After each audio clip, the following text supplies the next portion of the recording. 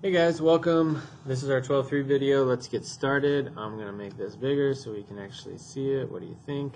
I think that would be a great idea. Here we go.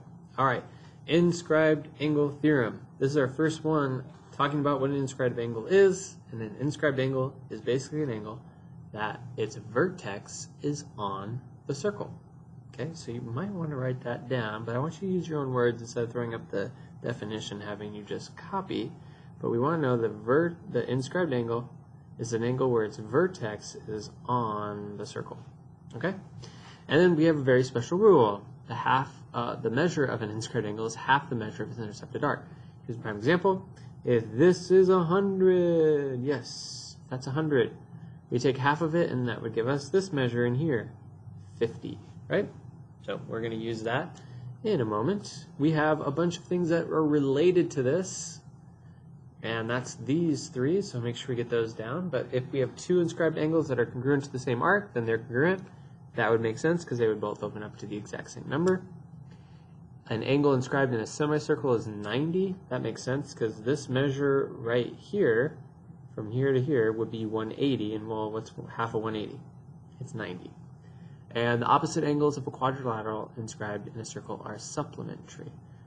So this angle and this angle, if we add them together, they're not congruent. Okay, so don't be confused, but angle D plus angle B should equal 180 degrees. Okay, and that makes sense because this is open to this arc, and that's open to that arc, and if you do the whole thing, that's 360. 360 divided by 2, 180. Okay? And last but not least, our very last piece is the measure of an angle formed by a tangent in a chord is half the measure of the arc. So it's actually very similar. It's basically just an inscribed angle, the same. So let's go ahead and do a couple examples, and let's get to it. So using the inscribed angles, let's go ahead and find this information here, draw this picture, draw the problem, and I'm going to actually go ahead and cheat a little bit and use this to help us out today. And right there, we'll stop right here.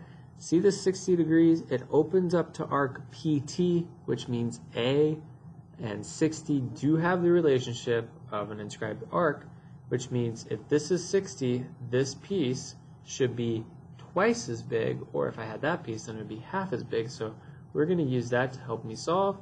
So we use the inscribed angle theorem of PQT, which is our inscribed angle, is equal to half of the arc PT. Plug in PTQ of 60, multiply by 2, and we get 120 degrees for that measure.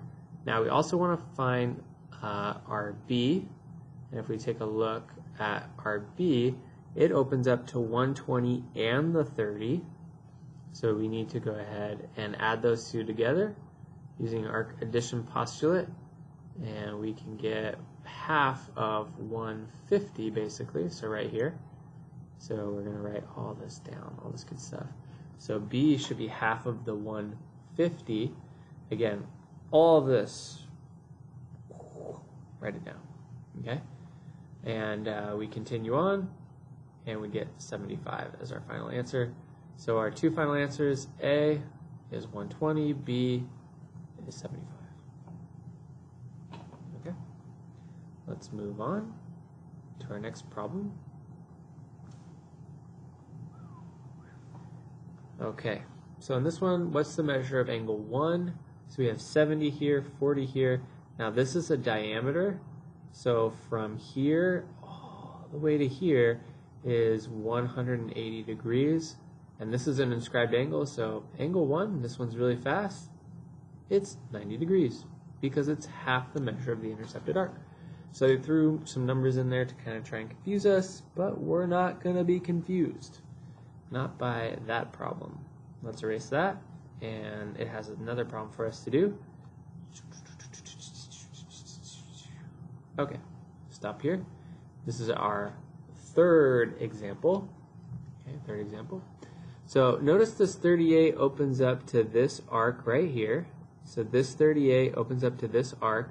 So if this is the inscribed angle, this is going to be double that. So we're going to multiply 38 by 2, and we should get 76 degrees.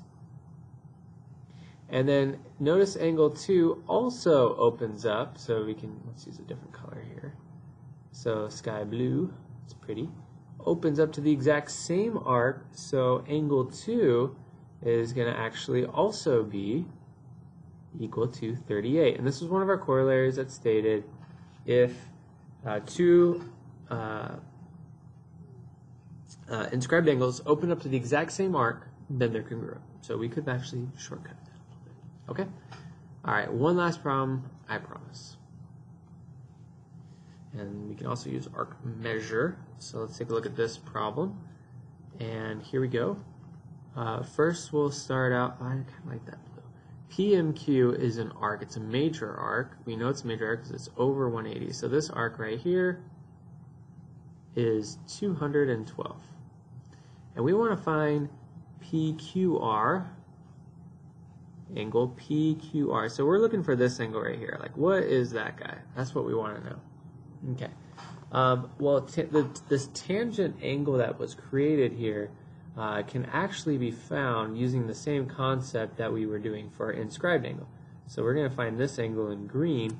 So to find the green angle, which we're going to call the measure of PQS,